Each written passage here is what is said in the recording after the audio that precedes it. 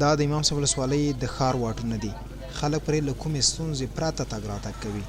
مسؤلین وایي تیر کې په دغه واټونو تګ راتګ ځکه ستونزمن و چې د واټونو دواړو غاړو ته لسګونه لاسپلورونکي ځای پر ځای شوي وو. د دې ولسوالۍ د ښاروالۍ مسؤلین زیاتوي په ښار کې شته ټول لاسپلورونکي راټول او خوندي ځای ته انتقال کړي چې له امله یې په ښار کې بشپړ نظم ټینګ شوی دی. څومره پرسونل چې لرو هغه شپه ورځ مصروفه وي. تقریبا 1900 متره کثافات موږ د ښار نه انتقال کړي دي او اوس هم کار روان دی. 2 موټرې چې هغه سهار راځي وختي او 3:30 بجې بیرته ښاروالۍ ته راځي کثافات انتقالوي.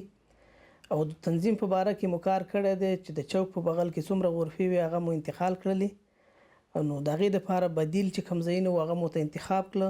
هغه ازدحام د ښار یو څه اندازه کم کړه. امام صاحب د کندوز ولایت یوه له لرو پرتو ګڼ مېشتو ولسوالیو څخه ده چې اوسېدونکي د توکو د پیر او پلور په موخه د مرکز کندوز ترڅنګ د ولسوالۍ ځایي بازار ته هم راځي.